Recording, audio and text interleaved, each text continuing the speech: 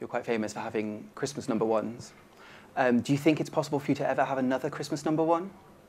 With the right song, yeah, I think so. The X Factor kind of killed everybody else's chances to be number one at Christmas because their show used to run for about 26 weeks and it culminated 1 week before Christmas so that everybody was waiting for that song from that winner, and it was almost impossible to compete because they always were number ones.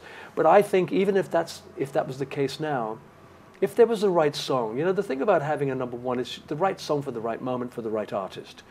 And I haven't had a lot of number ones at Christmas, but I've had a couple of biggies. Yeah. You know, Mistletoe and Wine, the Millennium Prayer, Savior's Day. I mean, but when you listen to them, well, I don't know whether you do, but when I listen to them, I think I was so lucky to get given those things to sing. Yeah. They, to me, were obvious hits. Nobody can tell you that they knew it was going to be number one, though.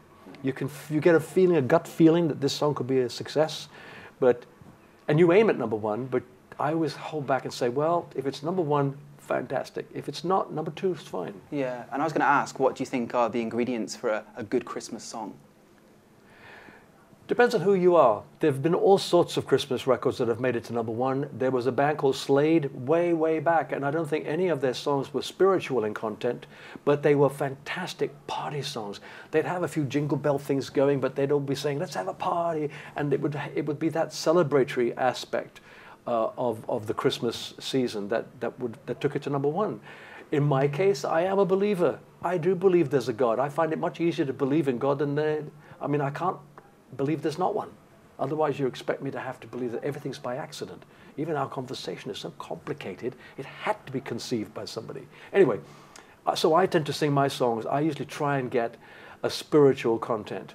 Okay, with Millennium Prayer, any faith could have sung it because it was just about asking God to look after us, to forgive us for being bad, help us to forgive others who are bad to us, feed us, all the things that we all want for each other for a new millennium, which is why I recorded it. So, but I try to get a spiritual aspect. If I'm going to do a Christmas song, it would be good to have some spiritual content to it.